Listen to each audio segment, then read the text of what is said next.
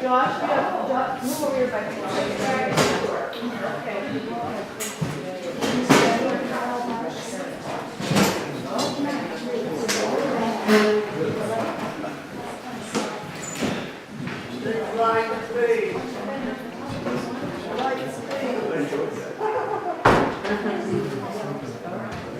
Wow, now I have a lectern.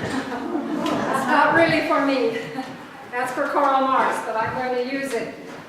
We are going to see a really interesting play. This is an adaptation of a play written by Howard Zinn called Marx in Soho, which was written in 1991. Howard Zinn, if you don't know, is a historian and died recently, 2 years ago, something like that.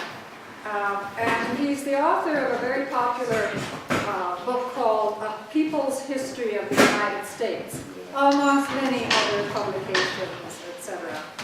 And Linda and Dion told me they were looking for a play to do for this event, this evening, and they checked on the UU, the Unitarian Universalist website. The only play they had were these 3 plays. The Political Theater of Howard Zinn. Oh. So, if you got any doubt about UUs? They're not too strict, they're not. Howard Zinn says that he wanted to show Marx as few people knew him. He says, a family man struggling to support his wife and children. We're going to see him at a later part of his life, and Zinn also always thought of Marx mainly as, first and foremost, I should say, as a humanitarian. So he's come back, resurrected, to give us a little bit of how things really are.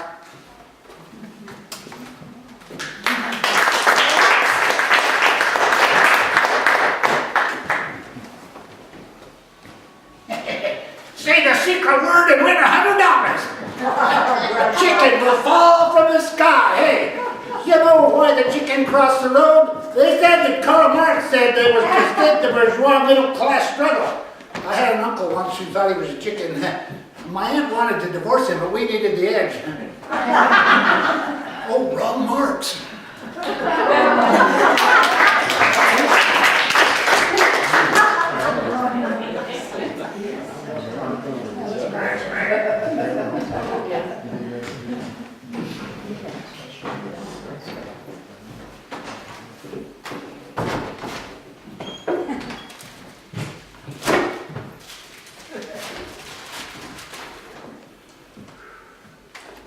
Thank God! An audience! Good of you to come. You weren't put off by those idiots who said Marx is dead. Well, I am, and I'm not. That's dialectics for you. You may wonder how I got here. Public transportation.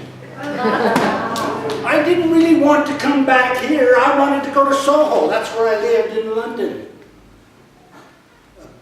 Bureaucratic mix-up. Here I am in Kelseyville, California. That's a long way from Soho, London. It's even a long way from Soho, New York. Well, somebody here must have some pull.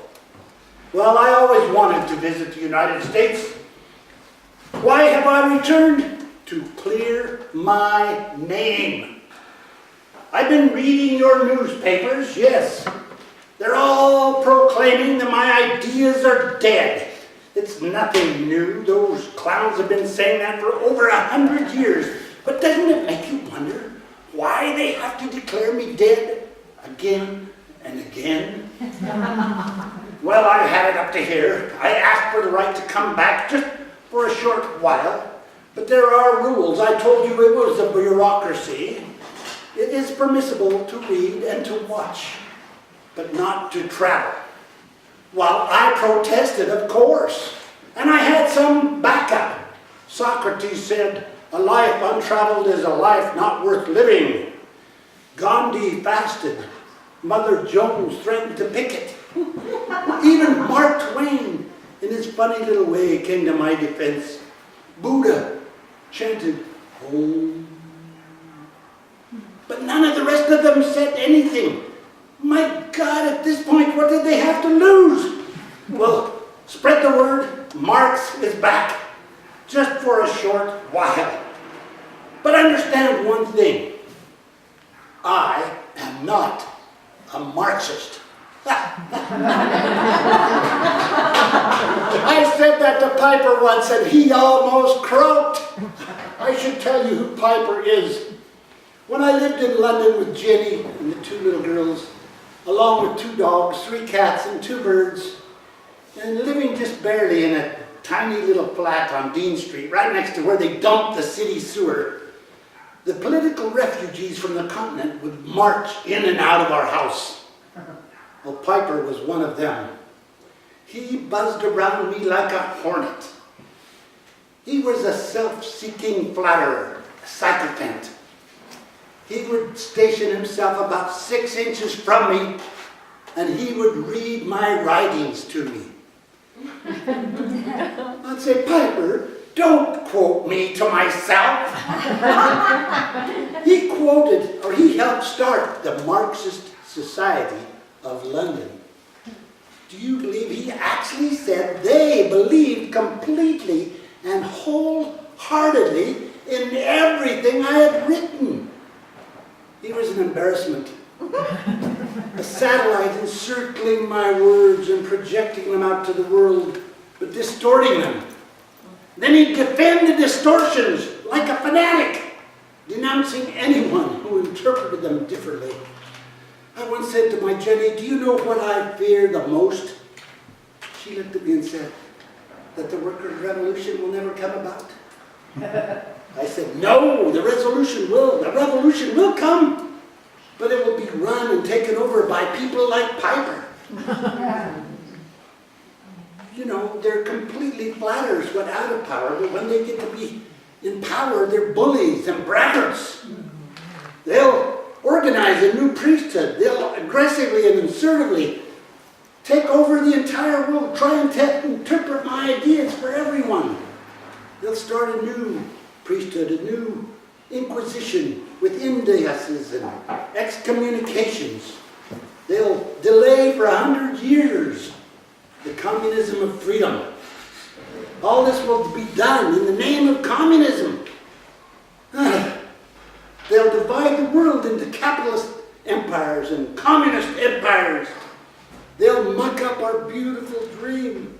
And it'll take another revolution, maybe 2 or 3, to clean it up. That's what I fear. Now I look around and I see homeless people everywhere, unemployment, misery. People are standing on your corners asking for a handout. You call this progress?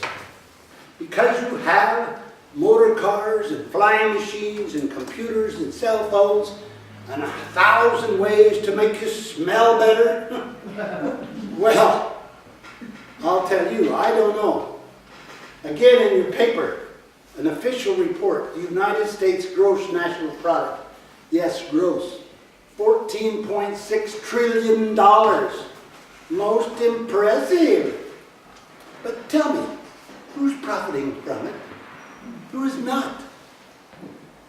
Then I read again, less than 500 individuals control 40% of the wealth and take over $1.5 million a year.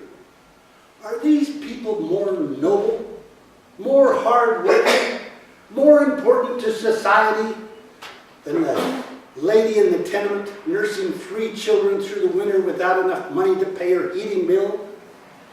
150 years ago, I said capitalism would enormously increase the wealth of society. But this wealth would be concentrated in fewer and fewer hands. I said that. Now I read in your paper, giant merger of Chemical Bank, Chase Manhattan Bank, 12,000 workers will lose their jobs. Stocks will rise. And they say my ideas are dead. I can't help but think back to my youth in Germany. The land was called the Rhineland. When I was 17, I met Jenny. She was 19, marvelous looking, dark hair, auburn eyes. For some reason, her family took a liking to me. Aristocrats. Aristocrats are always impressed with intellectuals. Jenny's father and I would stay up late in the night talking about Greek philosophy. I had done my doctoral thesis on Democritus and Heraclitus. But I was beginning to realize that up to now, the philosopher had only interpreted the world. The point was to change it. I became the editor of a newspaper. Das Radeskis, anyway, the Rhineland News. Hardly revolutionary.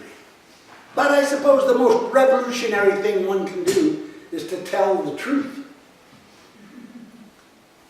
The poor people were gathering firewood from the estates of the rich. So I wrote an editorial protesting that. They tried to censor our paper. So I wrote another editorial declaring there was no freedom of the press in Germany. They decided to prove me right. They shut us down. Only then did we